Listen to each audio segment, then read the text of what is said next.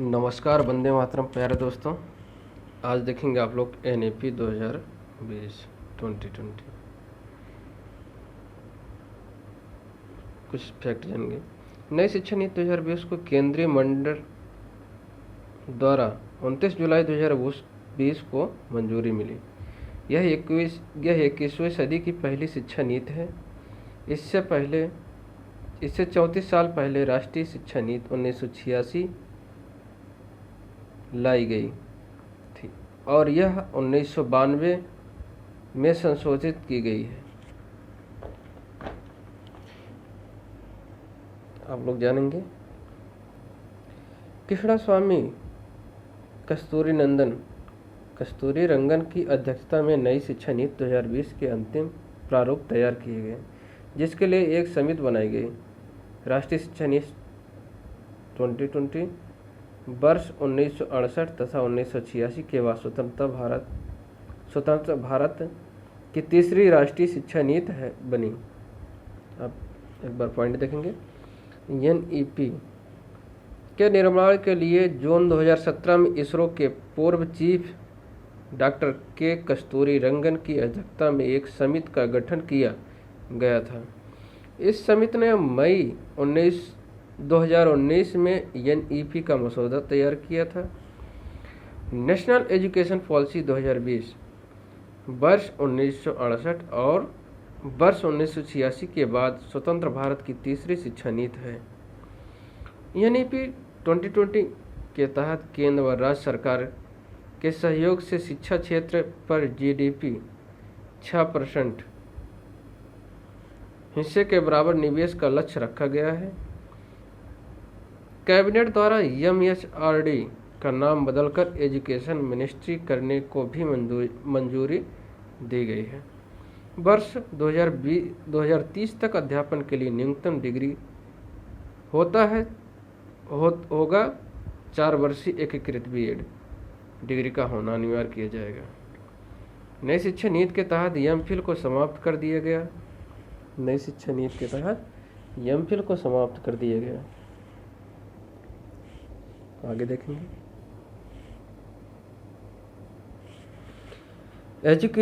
School education.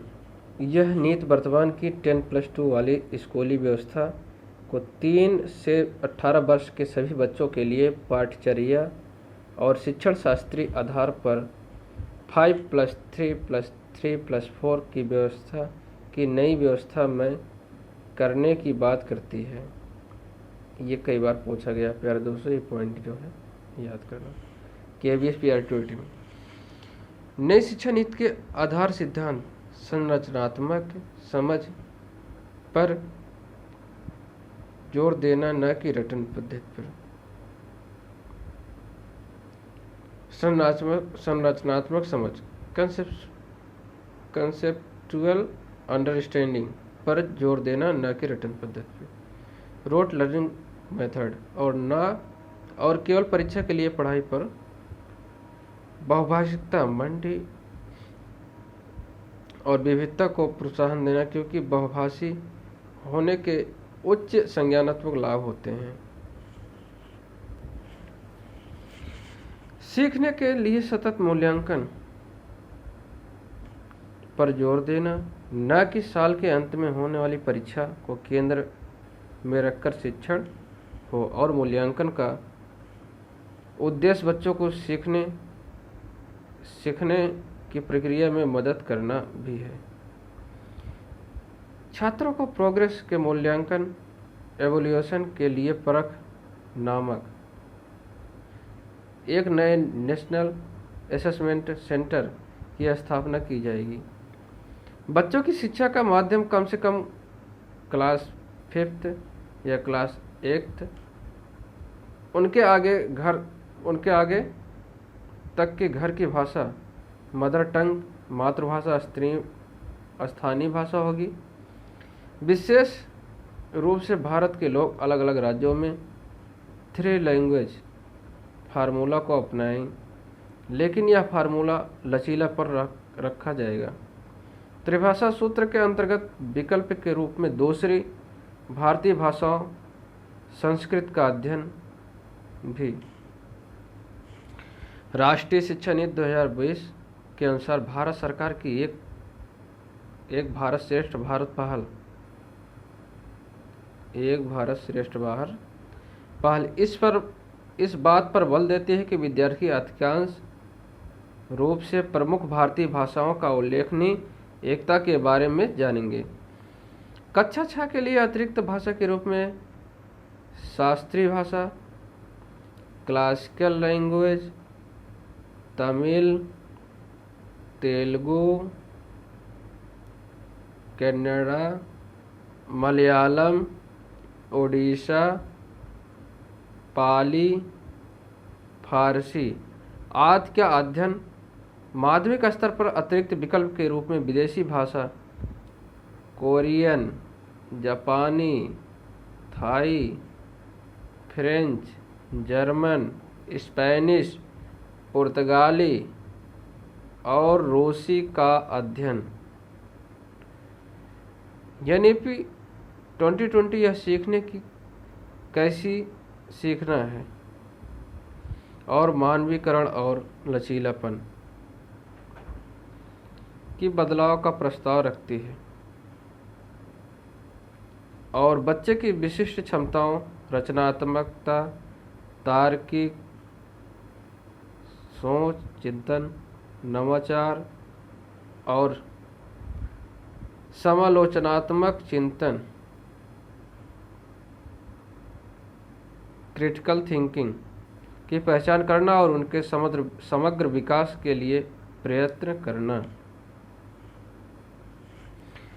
समावेशी शिक्षा, inclusive education, सभी के लिए अधिगम दिव्यांगजन अधिकार अधिनियम 2016, ये इम्पोर्टेंट पॉइंट है।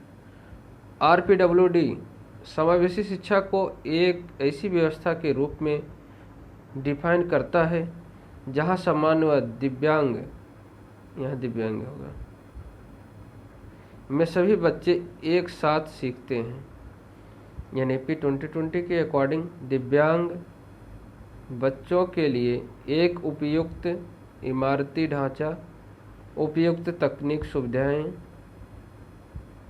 प्रत्येक स्टूडेंट के लिए एक शिक्षा और निजी शिक्षक का प्रावधान, शिक्षा और निजी शिक्षक का प्रावधान बताया गया है।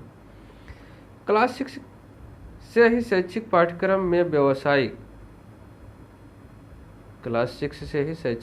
में व्यावसायिक शिक्षा को भी शामिल कर लिया जाएगा और इनमें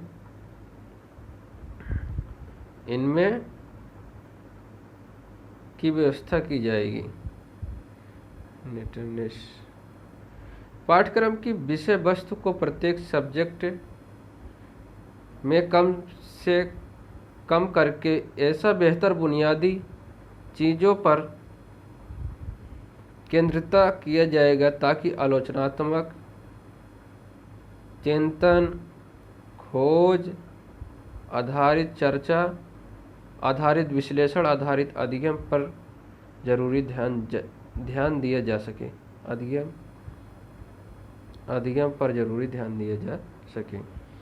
राष्ट्रीय पाठ्य पुस्तक स्कूल करिकुलम में कभी लचीलापन और कर सिखाने के बजाय रचनावादी तरीकों पर जोर देने के साथ साथ स्कूल नेशनल टेक्स्ट बुक में भी बदलाव होना चाहिए। ECCE early childhood care and education में मुख्य रूप से लचीली, बहुआयामी, खेल आधारित, गतिविधि आधारित, खोज आधारित, बहुआयामी और बहुस्तरीय शिक्षा को शामिल किया गया है। स्कूल तैयारी मॉडल यह एक 3 महीने का प्ले आधारित मॉडल जो NCERT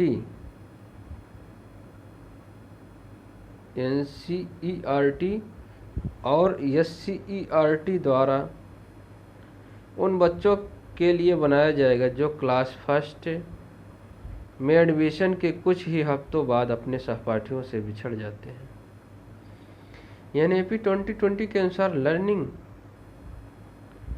अधिगम प्रयोगात्मक होना चाहिए, जिससे स्वयं करके सीखना, लर्निंग बाय डूइंग, और प्रत्येक सब्जेक्ट में कला और खेल की एकीकृत किया जाएगा।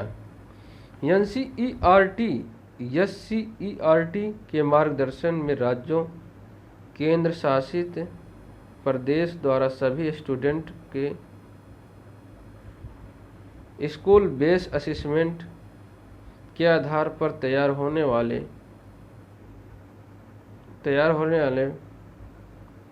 पेरेंट को दिए जाने वाले प्रोग्रेस कार्ड पूरी तरह से नया स्वरूप दिया जाएगा। स्कूल बेस असेसमेंट के आधार पर तैयार होने वाले पेरेंट को दिए जाने वाले प्रोग्रेस कार्ड पूरी तरह से नया स्वरूप दिया जाएगा।